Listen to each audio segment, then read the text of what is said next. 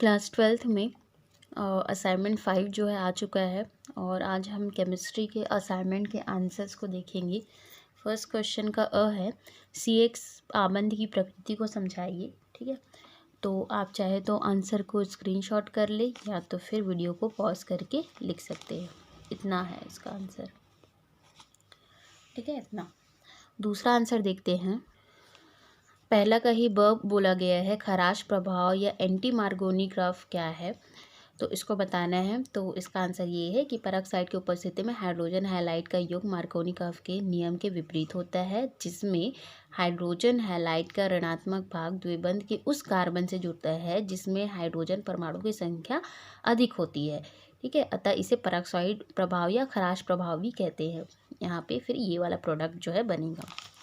अगला जो क्वेश्चन है, प्राथमिक द्वितीयक और तृतीयक एल्कोहलों के प्रमुख अंतर निम्नलिखित अभिक्रिया के आधार पर देना है। ठीक है, हमको इन तीनों में अंतर बताना है, प्राथमिक द्वितीयक और तृतीयक में, इन दोनों बेस के। ठीक है, विहाइड्रोजनीकरण और ऑक्सीकरण के ऊपर। तो देखिए, इसको कॉलम बनाते तो बनेगा नहीं क्योंकि इसमें रिएक्शन वगैरह भी हैं। तो फर्स्ट जो है विहाइड्रोजनीकरण, तो उसमें देख लेते हैं। प्राथमिक द्वितीयक और तृतीयक एल्कोहल के वाष्प को यदि तप्त कॉपर पर प्रवाहित किया जाए तो विभिन्न यौगिक का निर्माण होता है। सबसे पहले प्राथमिक यौगिक को अगर 300 डिग्री सेल्सियस ताप पर कॉपर में प्रवाहित करेंगे, तप्त कॉपर में प्रवाहित करेंगे तो क्या बनता है, एल्डिहाइड बनता है और हाइड्रोजन बनता है। ठीक है, हाइड्रोजन गैस बनेगी। तो इस तरह से इसको एक उदाहरण के द्वारा भी समझते हैं। ये है प्राथमिक एल्कोहल। ठीक है, ये है प्राथमिक एल्कोहल। जब इसको गर्म किया जाता है तो क्या बनेगा, ये एल्डिहाइड मतलब एसिटल्डिहाइड बनेगा और क्या होगा, हाइड्रोजन बनेगा। ठीक है, तो ये है फर्स्ट प्राथमिक एल्कोहल का। इसी तरह हमको द्वितीयक और तृतीयक का भी देखना है, तो आप या तो स्क्रीनशॉट कर लीजिए या इसको वीडियो को पॉज करके आप लिख लेना। अगला आ जाते हैं हम द्वितीयक एल्कोहल। ठीक है, जब द्वितीयक अल्कोहल किस तरह से गर्म करते हैं तो क्या बनता है, कीटोन और हाइड्रोजन। ठीक है, तो इसको एक एग्जांपल के थ्रू यहाँ पे समझे हैं। तो ये है द्वितीयक अल्कोहल, जब इसको गर्म किया गया तो इस तरह से ये एसीटोन बना। ठीक है, जो कीटोन के ही अंतर्गत आता है, एसीटोन भी। तो ये बना। ठीक है, उसी तरह तृतीयक अल्कोहल को जब गर्म किए तो क्या बना, एल्कीन बना और इसमें H2O निकला है। देखिए यहाँ पे दोनों में H2 निकला है और इसमें जो है वाटर मॉलिक्यूल जो है निकले हैं। अब दूसरा पॉइंट बोला था ऑक्सीकरण। तो देखिए, प्राथमिक द्वितीयक और तृतीयक अल्कोहल के ऑक्सीकरण के फलस्वरूप अलग अलग प्रोडक्ट बनते हैं। कैसे बनते हैं इसको हम यहाँ पे देखेंगे। तो प्राथमिक अल्कोहल का ऑक्सीकरण करने पर क्या बनता है, एल्डिहाइड, और फिर उसके बाद उसका ऑक्सीकरण होगा तो क्या बनेगा, कार्बोक्सिलिक अम्ल। यहाँ पे देखिए, मैंने यहाँ पे रिएक्शन लिखे भी हैं। यहाँ पे देखिए, ये है प्राथमिक अल्कोहल, इसका जब ऑक्सीकरण हुआ K2Cr2O7 की उपस्थिति में तो क्या हो गया, ये पहले एल्डिहाइड में बदला। ये है एल्डिहाइड का फॉर्मूला। उसके बाद जब फिर इस एल्डिहाइड का ऑक्सीकरण होगा तो वो किस में बदल जाएगा, कार्बोक्सिलिक अम्ल में बदल जाएगा। ठीक है, इसी तरह फिर अगला वाला जब देखते हैं द्वितीयक अल्कोहल में, तो जब द्वितीयक अल्कोहल का ऑक्सीकरण होता है तो वो किस में बदलेगा, कीटोन में बदलेगा, उसके बाद कार्बोक्सिलिक अम्ल में बदलेगा। ठीक है, तो पहले ये द्वितीयक अम्ल है, इसका ऑक्सीकरण हुआ तो कीटोन में बदला और फिर जब इस कीटोन का ऑक्सीकरण होगा तो ये फिर कार्बोक्सिलिक अम्ल में बदलेगा। ठीक है, और तृतीयक अल्कोहल में क्या होगा, फिर तृतीयक अल्कोहल को जब ऑक्सीकृत किया जाता है, ऑक्सीकरण होता है इसका, तो इसमें भी ये क्या है, पहले कीटोन बनता है, उसके बाद क्या बनेगा, कार्बोक्सिलिक अम्ल बनेगा। ठीक है, तो आप चाहे तो वीडियो को पॉज कर ले या तो फिर स्क्रीनशॉट ले लीजिए।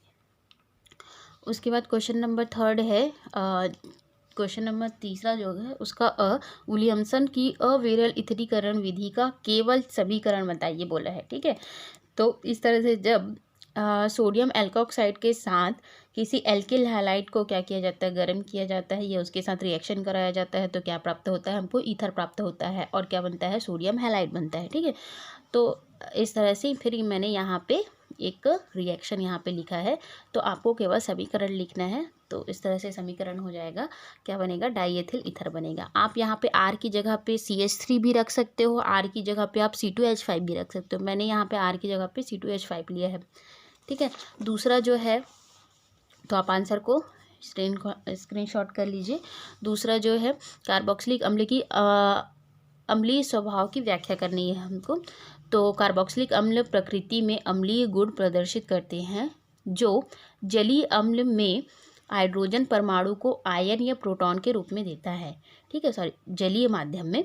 तो देखिए, जब हम कार्बोक्सिलिक अम्ल को जो है जल में वियोजित करेंगे, ठीक है, तो वो जल में वियोजित होने से वो पूरी तरह से आयनित हो जाएगा, कार्बोक्सिलेट आयन और हाइड्रोनियम आयन में बदल जाएगा। ठीक है, तो कार्बोक्सिलिक समूह का जो ये हाइड्रोजन वाला जो परमाणु होता है, ये हाइड्रोजन परमाणु अम्लीय प्रकृति का होता है, और यहाँ पे O और H के बीच का जो बंध होता है वो बहुत दुर्बल बंध होता है।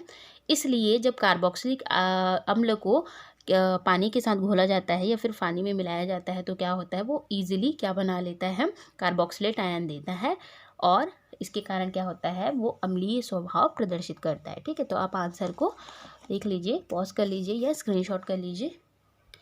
अगला जो है, प्रयोगशाला में एसीटोन बनाने की विधि का वर्णन निम्न बिंदुओं के आधार पर करना है। पहला है चित्र बनाना है, उपकरण का नामांकित चित्र, और उसके बाद रासायनिक अभिक्रिया लिखना। तो मैंने यहाँ पे रासायनिक अभिक्रिया लिख दिया है। आपको चित्र बनाना है पहले, तो चित्र को मैं आपको बुक से बता देती हूँ। ये देखिए, ये है चित्र। ठीक है, इस चित्रों को आप स्क्रीनशॉट कर लीजिए, फिर आप बना लीजिएगा। उसके बाद अगला बोला गया था क्रॉस एल्डोल निम्नलिखित अभिक्रिया को समझाइए बोला गया था, जिसमें अ वाला था क्रॉस एल्डोल और दूसरा था गाटरमान कोश। तो पहले देख लीजिए क्रॉस एल्डोल को। ठीक है, आप यहाँ पर से स्क्रीनशॉट कर लीजिए।